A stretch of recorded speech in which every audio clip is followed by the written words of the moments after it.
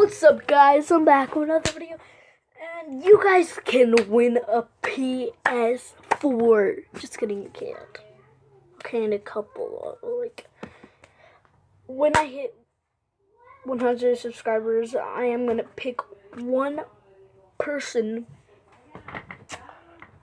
Pick one person that.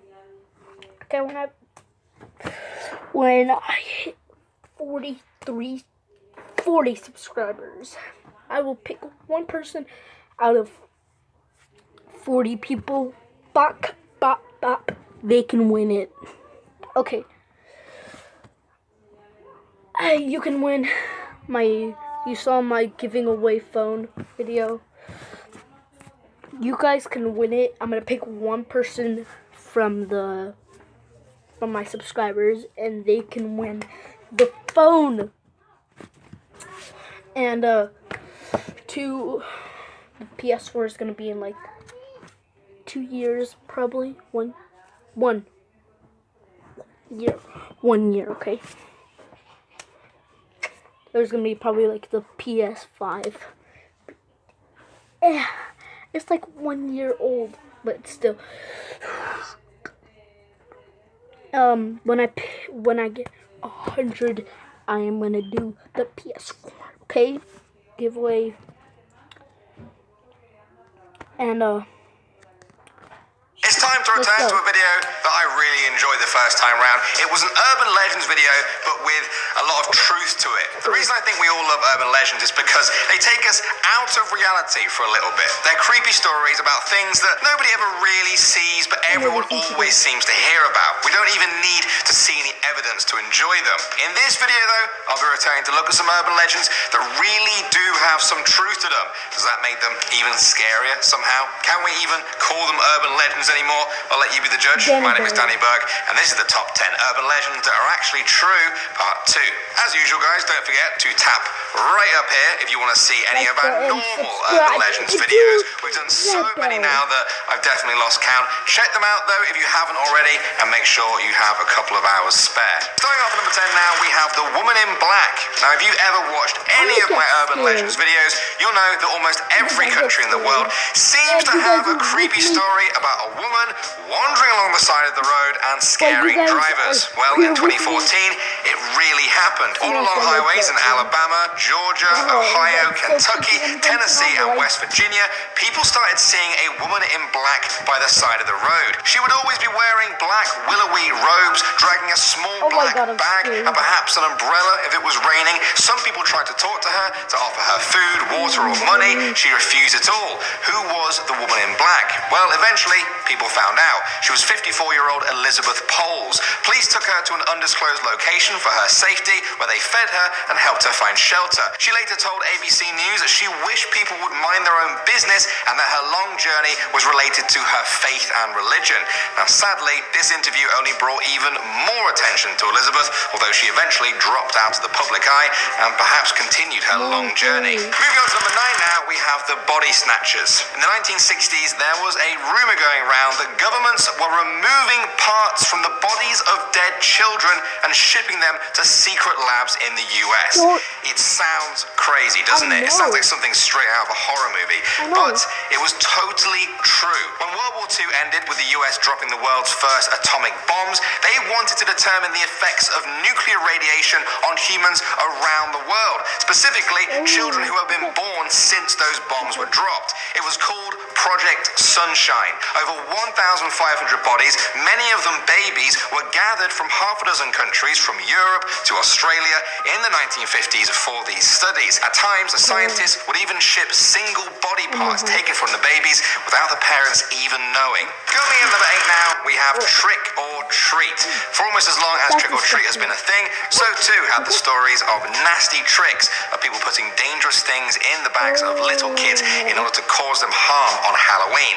It sounds too horrific to be true, right? I mean, it's Halloween. It's supposed to be fun.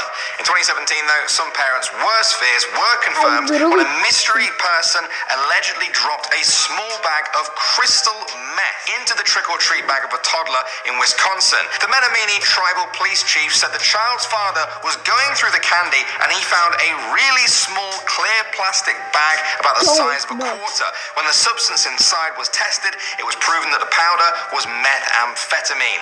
As a response, the local school banned students from bringing any candy to school the next day, while an investigation continued. Moving on to number 7 now, we have Colonel Buck's cursed I wanna tomb. know- You can find Colonel Buck's. I want to know where the kid took it. Like, literally. Literally, he took it. It's flipping cold. I need a... But I want to know where the little kid took it. Like, no, don't take that. Don't do drugs. It's just bad. Tomb in Maine. He was a famous military leader in the late 18th century, but is mostly known nowadays for his tomb. Colonel Bucks was a justice of the peace. That title means he was a figure tasked with leading the local people and making sure justice and peace was always maintained. As part of this role, he is said to have ordered a witch be put to death by burning.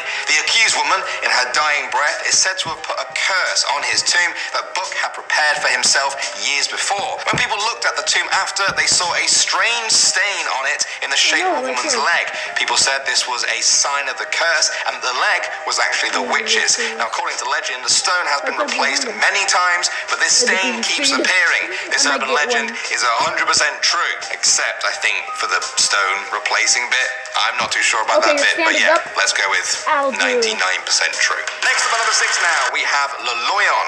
For many years, people in Switzerland spoke of a strange figure who stalked the Morlaix forest wearing a camouflage jacket and a vintage gas mask. The locals began to call him Le Loyon, and he slipped into urban legend. Then, in 2013, someone snapped an actual picture of Le Loyon. He was real. Locals searched for him all over the forest. Someone even found a camouflage boiler suit folded in the forest along with a letter from him. The letter said that the man was annoyed that the media had exposed him because his walks in the forest were part of his happiness therapy. He concluded the letter by saying, "I have concluded that the media has had two effects: deprive a person of his harmless outlet and make others feel insecure." Ever since the letter was found, Le Loyon has never been seen again. Poor guy. Moving on to number 5 now, we have the sunken city. All over the world, there are urban legends about towns and cities being submerged under the water. Perhaps the most famous example is, of course, Atlantis. Well, there is actually a real-life example of this in America, Lake Lanier. This is an artificial lake in Georgia that spreads out for 59 square miles. When the Army Corps began constructing the dam in 1950 to flood the area, people were already leaving. For those 5 years, the government bought up private land from farmers and townspeople so that they could be relocated elsewhere. The final count involved 250 families, 15 businesses, and 20 cemeteries, along with all the bodies buried there. The water ended up swallowing fields, bridges, gates, landmarks, a ferry business, roads, forests, and even a racetrack called Looper Speedway. These days, if you could walk along the bottom of the lake, which is 258 feet deep in some parts, you'd find a ghost town inhabited only by fish, swimming in the murky depths that humans once called home. Coming in at number 4 now, we have Catman of Greenock. In the Scottish town of Greenock, people talk for years about a strange man with no hair, covered in mud and dirt, who would be seen eating rats. If it sounds bizarre, that's because it was. The story spread across the whole area. People enjoyed it as nothing more than a creepy story, but then in 2007, things got very real. Someone uploaded this video of the Catman in real life chomping down on an actual rat. This was a shock to many people because stories of Catman have been around since the 1970s. However, since 2017, no sightings have been confirmed, and Catman has slunk off again into local urban legend. Next up at number 3 now, we have E.T.'s burial spot. Now, from that title, you might think I'm about to tell you that E.T. wasn't just a movie. It was all real, and he died, and I know where he's buried. Now, if that was true, it would be the story of the century. It's not that, but this is really interesting as well. Legend says that